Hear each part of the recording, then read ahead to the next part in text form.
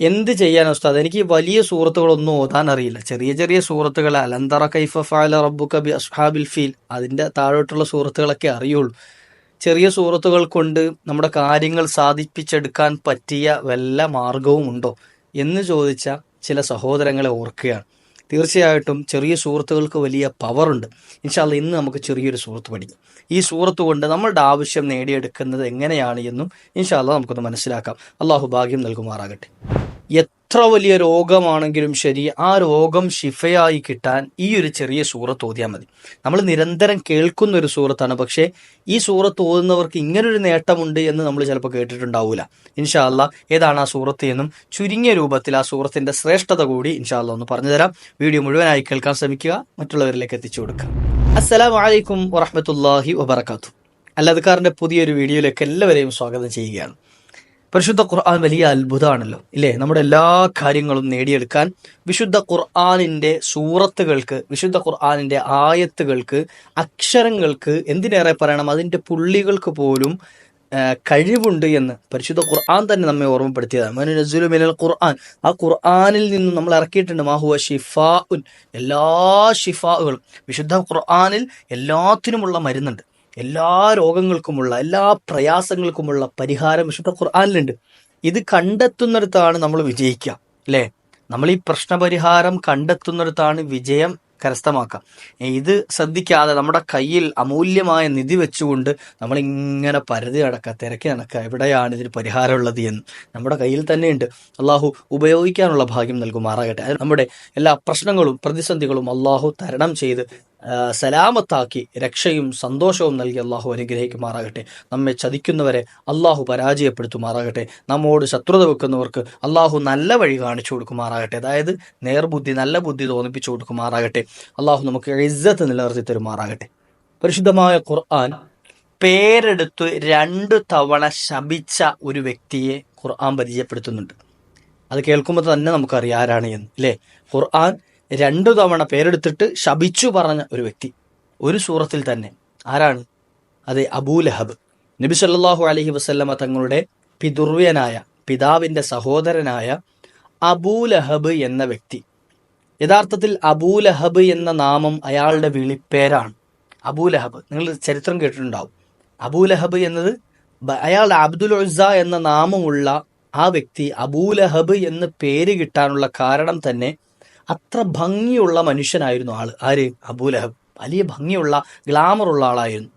അതുകൊണ്ടാണ് അബൂലഹബ് എന്ന് പറഞ്ഞാൽ ലംഘുന്നവന്റെ പിതാവ് എന്ന, ലംഘുന്നതിൻ്റെ, നമ്മൾ കണ്ണഞ്ചിപ്പിക്കുന്ന എന്നൊക്കെ പറയില്ലേ, ലഹബ് എന്ന് വെച്ചാൽ തിളങ്ങുക, ലംഘുക എന്നൊക്കെ അർത്ഥം.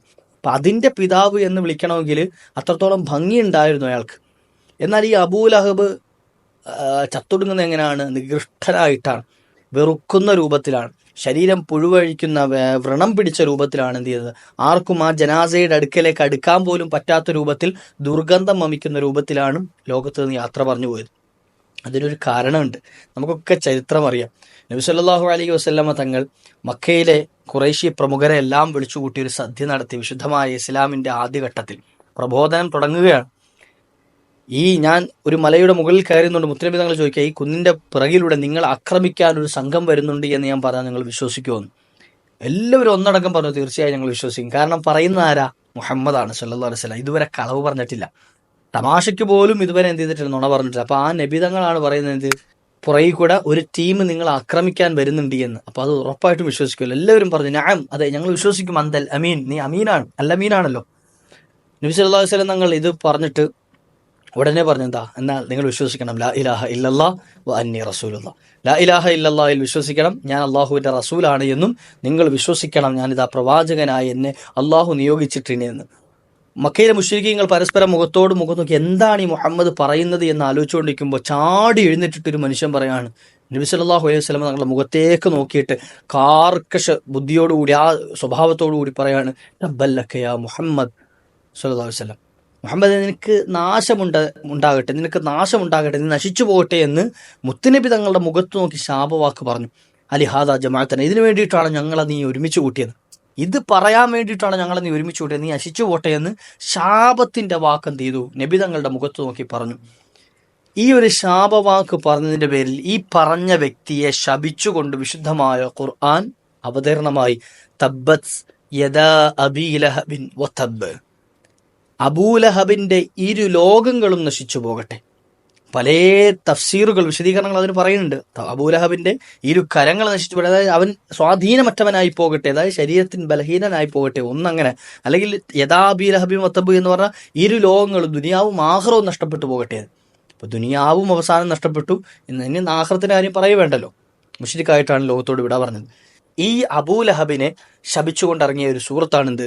സൂറത്തുൽ ലഹബ്. പരിശുദ്ധ ഖുർആനിലെ ഏറ്റവും അവസാന ഭാഗത്ത് നോക്കിയാൽ നമുക്ക് കാണാൻ കഴിയും അല്ലേ, 111 സൂറത്ത് തബ്ബത് യദാ അബി. നമുക്ക് നോതാം അത് ഇൻഷാ അല്ലാഹ്. ബിസ്മില്ലാഹിർ റഹ്മാനിർ റഹീം.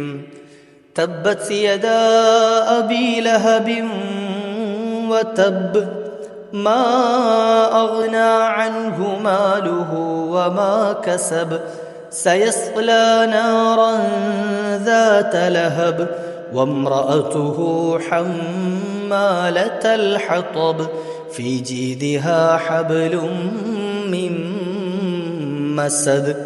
അബൂലഹബിനെയും അവന്റെ ഭാര്യയെയും ചേർത്ത് പറയുന്നുണ്ട്. വമ്രഅതുഹു ഹമ്മാലത്തുൽ ഹത്തബ്, വിറക് ചുമട്ടുകാരിയായ, വിറക് ചുമന്നുകൊണ്ട് നബി സല്ലല്ലാഹു അലൈഹി വസല്ലം തങ്ങൾ പോകുന്ന വഴിയിലൊക്കെ മുള്ളും കല്ലും ഒക്കെ കൊണ്ടിടലായിരുന്നു ആ പെണ്ണിന്റെ പണിയെന്ന്. നബി തങ്ങളെ ഉപദ്രവിക്കാം. അങ്ങനെയുള്ള ഹമ്മാലത്തുൽ ഹത്തബായ് അവന്റെ ഭാര്യയും അവൻ്റെ ഓടൊപ്പം നാളെ ഉണ്ടാകും, ഈ നശിച്ചവരുടെ കൂട്ടത്തിൽ ഉണ്ടാകുമെന്ന് കുടുംബത്തോടു കൂടിയിട്ട് മോശമായിരുന്നു. അല്ലാഹു സുബ്ഹാനഹു വ തആല നമുക്ക് നന്മ മനസ്സിലാക്കി പ്രവർത്തിക്കാനുള്ള ഭാഗ്യം നൽകുമാറാകട്ടെ. ഈ തബ്ബത്ത് എന്ന സൂറത്ത് ആരെങ്കിലും നിരന്തരമായി ചൊല്ലിയാൽ, ഓതിയാൽ അവർക്ക് കിട്ടുന്ന നേട്ടം എന്താണെന്നറിയോ? ദുനിയാവിലും കിട്ടുന്ന നേട്ടമുണ്ട്, ആഖിറത്തിലും കിട്ടുന്ന നേട്ടമുണ്ട്. രണ്ടിടത്ത് നേട്ടം കിട്ടും. നബി സല്ലല്ലാഹു അലൈഹി വസല്ലം തങ്ങൾ പറഞ്ഞു തരികയാണെന്ത്? മൻ ഖറഅഹ, ആരെങ്കിലും ഒരാൾ ഈ ഒരു സൂറത്ത് പാരായണം ചെയ്ത്, ഇത് നിരന്തരം ഓതുന്ന ആളാണ്, എപ്പോഴും ഓതുന്ന ആളാണ്, അയാൾ അല്ലാ യജ്മഅ അല്ലാഹു ബൈനഹു വബൈന അബീ ലഹബിൻ ഫീ ദാരിൻ വാഹിദ. ഞാൻ അയാളെപ്പറ്റി പ്രതീക്ഷിക്കുകയാണ്. റജൗത്ത് മുത്തുനബി തങ്ങൾ പറഞ്ഞു, ഞാൻ അയാളെപ്പറ്റി പ്രതീക്ഷിക്കുക എന്താ? ആ വ്യക്തി ദുനിയാവിലും ആഖിറത്തിലും, ദുനിയാവിൽ എന്തായാലും ഇനിയിപ്പോൾ ഒരുമിച്ച് കൂടൂലല്ലോ, നാളെ ആഖിറത്തിൽ ഒരു ഭവനത്തിൽ ആ വ്യക്തിയും അബൂലഹബും ഒരുമിച്ച് കൂടൂല. സാക്ഷാൽ അബൂലഹബും ഈ മസദ് എന്ന സൂറത്തുൽ ലഹബ്, തബ്ബത് യദാ അബീ ലഹബിൻ എന്ന് തുടങ്ങുന്ന സൂറത്ത് പാരായണം ചെയ്യുന്ന വ്യക്തിയും ഒരു ഭവനത്തിൽ ഒരുമിച്ച് കൂടൂല. അതായത് അബൂലഹബ് എന്തായാലും നരകത്തിലാണ് എന്ന്, അവൻ നശിച്ചവനാണ് എന്ന് വിശുദ്ധ ഖുർആൻ പറഞ്ഞു. അവൻ പോകുന്ന ആ നരകാഗ്നിയിൽ ആര് കടക്കൂല?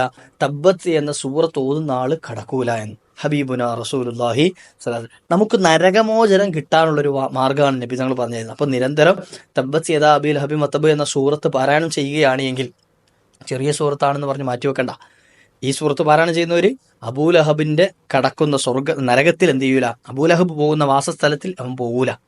അള്ളാഹു നമുക്ക് സ്വർഗം നസീബാവുന്നവരിൽ ചേർത്ത് തരുമാറായിട്ട്, നരകത്തെ നമുക്കൊക്കെ ഹറാമാക്കി തരുമാറായിട്ട്. ഇനി ആരെങ്കിലും രോഗികളായ ആളുകളുണ്ട് എങ്കിൽ, രോഗം കൊണ്ട് പരീക്ഷിക്കപ്പെട്ടു ആരെ? അവസാനം അബൂലഹബിന്. രോഗം എന്ന് വെച്ചാൽ ശരീരം മുഴുവൻ ജീർണിച്ചു, ശരീരത്തിൽ നിന്നും പുഴുവരിക്കാൻ തുടങ്ങി, ദുർഗന്ധം വമിക്കാൻ തുടങ്ങി, അറയ്ക്കുന്ന രോഗം കൊടുത്തിട്ട് എന്ത് ചെയ്തു? അള്ളാഹു അങ്ങോട്ട് പരീക്ഷിച്ചു. നബി തങ്ങളെ ശപിച്ചതല്ലേ, അപ്പോൾ ചെറിയ രൂപത്തിലൊന്നും പരീക്ഷിച്ചാൽ പോരല്ലോ, അപ്പോൾ നല്ലൊരു പരീക്ഷണം തന്നെ വന്നു. ഇനി രോഗം കൊണ്ട് പരീക്ഷിക്കപ്പെട്ട ആരെങ്കിലും നമ്മുടെ കൂട്ടത്തിലുണ്ട് എങ്കിൽ അവർക്കൊരു പരിഹാര മാർഗമാണ് മഹാന്മാർ പറഞ്ഞു തരുക. ഖറഅതും തബ്ബത് യദാ അബീ ലഹബിൻ വതബ്, ആരെങ്കിലും ഒരാൾ തബ്ബത് യദാ അബീ ലഹബിൻ വതബ് എന്ന ഈ ഒരു സൂറത്തുൽ മസദ് പാരായണം ചെയ്തു കഴിഞ്ഞാൽ തുഷ്ഫ ബി ഇദ്നില്ലാ, അവൻ അല്ലാഹു സുബ്ഹാനഹു വ തആലയുടെ അനുമതിയോടുകൂടി, അള്ളാഹുവിൻ്റെ ഇതിന് പ്രകാരം ആ വ്യക്തിയുടെ രോഗങ്ങൾ അള്ളാഹു ഷിഫയാക്കി കൊടുക്കും. അള്ളാഹു അയാളുടെ രോഗങ്ങൾ അങ്ങോട്ട് മാറ്റിക്കൊടുക്കുന്നു. ആ വ്യക്തിയുടെ രോഗങ്ങൾ എന്തായാലും ഷിഫയാവുന്നു മഹാന്മാർ പഠിപ്പിച്ചു തരികയാണ്. അതുകൊണ്ട് ഇഖ്റ സൂറത്തുൽ മസദ് നിങ്ങൾ പാരായണം ചെയ്യുക. മസദ് എന്ന് വെച്ചാൽ തബ്ബത് യദാ അബീ ലഹബിൻ വതബ് എന്ന സൂറത്ത് നിങ്ങൾ നിരന്തരം പാരായണം ചെയ്യുക. അപ്പം രോഗികളായ ആരെങ്കിലും എൻ്റെ ഈ വാക്ക് കേൾക്കുന്നുണ്ടെങ്കിൽ ഇൻഷാ അല്ലാഹ് ഇന്നു മുതൽ എന്ത് ചെയ്തോ? നിരന്തരം തബ്ബത് യദാ അബീ ലഹബിൻ വതബ് എന്ന സൂറത്ത് പതിവാക്കിക്കോ. ഇൻഷാ അല്ലാഹ് നമ്മുടെ രോഗം ശിഫയാവും. ഇനി ആരെങ്കിലും രോഗികളുടെ കൂടെയുള്ള ആളുകളുണ്ട് എങ്കിൽ അവരും എന്ത് ചെയ്യുക? രോഗികൾക്ക് പറഞ്ഞു കൊടുക്കുക. അവർക്ക് ഓതാൻ പറ്റാത്ത സാഹചര്യമാണ്, അതായത് ബോധമൊന്നും ഇല്ലാതെ കിടക്കുകയാണ്, ഓർമ്മയൊന്നും ഇല്ലാതെ, അങ്ങനത്തെ സാഹചര്യമാണെങ്കിൽ നിങ്ങൾക്ക് ഓതി അവർക്ക് മന്ത്രിച്ചു കൊടുക്കാൻ പറ്റും. അവരിലേക്ക് എന്ത് ചെയ്യാം? മന്ത്രിച്ചു കൊടുക്കാം. ഇൻഷാ അല്ലാഹു നമ്മുടെ രോഗങ്ങളൊക്കെ ഷിഫയാക്കി തരുമാറാകട്ടെ. അപ്പോൾ ചെറിയ സൂറത്ത് കൊണ്ട് നമ്മുടെ കാര്യം നേടിയെടുക്കുക, നമ്മുടെ രോഗങ്ങൾക്ക് ഷിഫയാകാൻ, നമ്മുടെ ആവശ്യങ്ങൾ നിറവേറി കിട്ടാനൊക്കെയുള്ള ഒരുപാട് മാർഗ്ഗങ്ങളുണ്ട്, ഒരുപാട് ചെറിയ സൂറത്തുകളുണ്ട്. ഇൻഷാ അല്ലാഹ് നമ്മുടെ ഏറ്റവും വലിയൊരു ആവശ്യമാണ് നമ്മുടെ രോഗം ഷിഫയാകാൻ. ഇൻഷാ അല്ലാഹ് പതിവാക്കിക്കോ. അല്ലാഹു സുബ്ഹാനഹു വ തആല സകല രോഗങ്ങളിൽ നിന്നും നമ്മെ കാത്തുരക്ഷിക്കും, നമുക്ക് ഷിഫാ നൽകും. അല്ലാഹു ഷിഫാ നൽകുമാറാകട്ടെ. ഇൻഷാ അല്ലാഹ് മറ്റുള്ളവരിലേക്ക് എത്തിച്ചു കൊടുക്കാൻ മറക്കരുത്.